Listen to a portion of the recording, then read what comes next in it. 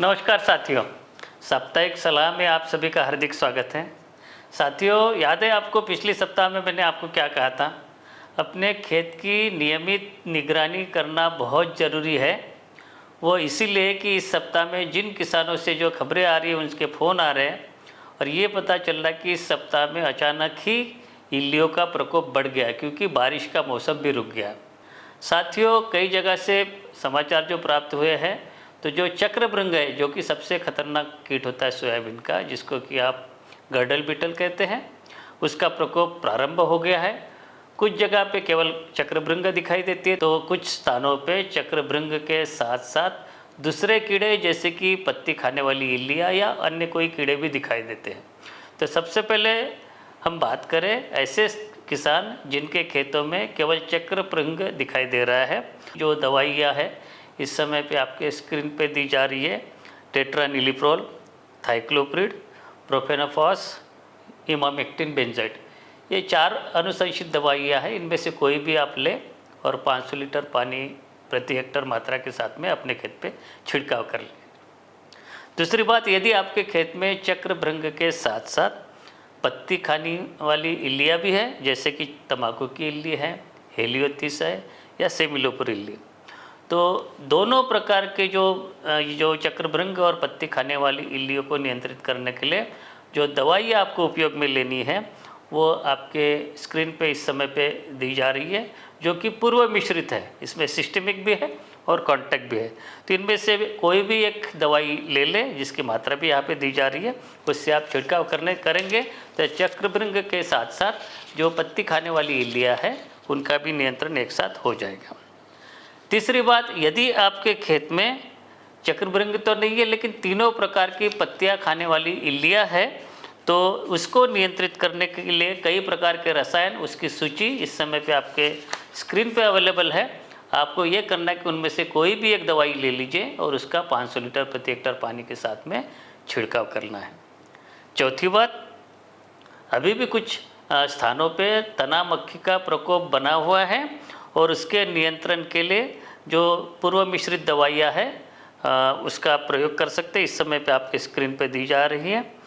अगली बात, कुछ स्थानों पे जैसे कि पिछले सप्ताह भी देखा था, तम्बाकू की इल्ली का प्रकोप बना हुआ है और उसके जो नियंत्रण के लिए आपको बहुत सारी जो दवाइयों के नाम इस समय पे स्क्रीन पे दिया जा रहा है, उसमें से कोई भी एक आप लें और उसका छिड़काव करें। ये भी आपको जो जानना है कि यदि इनमें से कोई दवाई का आप छिड़काव करते हैं तो तम्बाकू की इल्ली का तो नियंत्रण होगा ही, उसके साथ साथ जो है जो पत्ती खाने वाली इल्लियाँ है उनका भी नियंत्रण आप इसी छिड़काव से हो सकता है। साथियों, कुछ स्थानों पे पीला मोज़ाइक जो रोग है उसका प्रकोप प्रारंभ होने की खबरें मिली है। जो इसमें चितकबरी पत्तियाँ हो जाती, पीलापन हो जाता है और आप जैसे कि इस समय पे अपने स्क्रीन पे इसका चित्र देख रहे हैं और ये सबसे खतरनाक इसका रोग है कि ये बहुत सारे सोयाबीन के क्षेत्रों में नुकसान कर रहा है।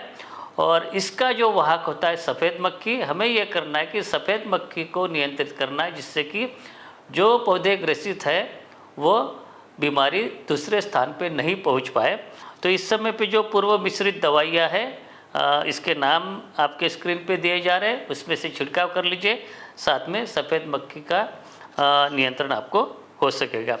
ये चीज़ भी आप ध्यान में रखें कि जहाँ पे पीली मोज़ाइक वायरस का रोग दिखाई दे रहा है, आपको ये भी करना है कि जो ग्रसित पौधे हैं उनको अपने खेत से निष्कासित करना है, उखाड़ देना है और खेत से बाहर ले जाके फेंक देना है या जला देना है, क्योंकि ये जो ग्रसित पौधे उसी के ऊपर सफ़ेद मक्खी होती है, वो उस पौधे से रस चूसती है और दूसरे जो स्वस्थ पौधे, हरे पौधे, उसके ऊपर रस चूसते हुए अपना जो वायरस वहाँ पे छोड़ देती है। तो इसलिए ऐसे पौधे को उखाड़ के अपने खेत से बाहर कर दे ताकि ये जो रोग है दूसरे स्वस्थ पौधे पे नहीं फैल पाए। उसके साथ साथ एक पीली चिपचिपी पट्टियाँ आती है जिसको कि आप ग्रीस भी लगा सकते हैं, तो सफ़ेद मच्छर उसके ऊपर चिपक जाएंगे, उससे भी हम इसका नियंत्रण कर सकते हैं।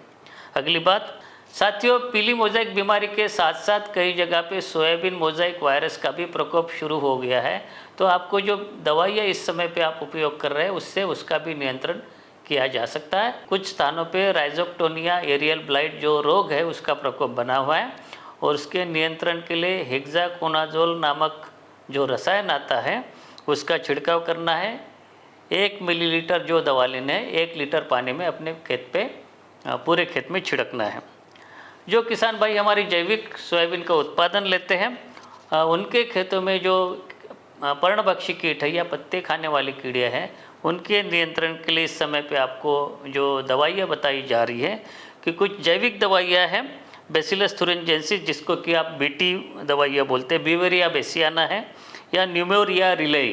तो इनकी जो लगती है 1 लीटर मात्रा लगती है 1 हेक्टर के लिए, उसका घोल बना के अपने खेत पे छींट सकते हैं।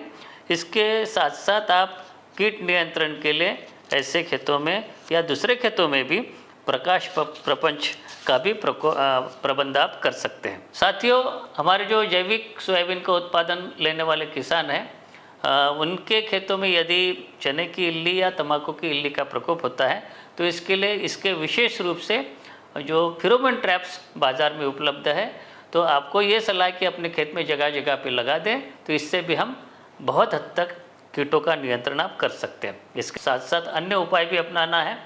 टी आकार की झाड़ियाँ आप लगा सकते हैं या कुछ जो ऐसे स्ट्रक्चर बना दें जहाँ पे कि पक्षी आके बैठ सके और आपके खेत में जो इल्लियाँ लगती है उसको वो खा लेते हैं और उसका अपने जगह पे नियंत्रण हो जाता है। फिर से मैं इस बार वही शुरुआत आपको करूँगा कि अपने खेत में नियमित रूप से जाएँ, पौधों को हिला के देखें और यदि आपको पता चले कि आपके खेत में सोयाबीन की इल्लियों का प्रारंभ हुआ है तो उसके अनुसार जो अनुशंसित दवाइयाँ है उसका प्रयोग करें। जब आप छिड़काव करते हैं रसायनों का तो पानी की मात्रा पर्याप्त लें। यदि आप पावर स्प्रेयर से करते हैं तो 120 लीटर प्रति हेक्टर और पीठ वाले नैपसैक स्प्रेयर जो कि परंपरागत रूप से आता था उससे यदि आप करते हैं तो 450 से 500 लीटर प्रति हेक्टर। एक और चीज़ अंतिम रूप से मैं आपको बताना चाहूँगा, जब भी आप रसायन क्रय करते हैं तो उसका बिल अवश्य लें और ये भी देखें कि वो जो दवाई आप ले रहे हैं वो एक्सपायरी डेट से अंदर हो। तो साथियों, ये थी इस सप्ताह की समसामयिक सलाह। मिलते हैं अगले सप्ताह।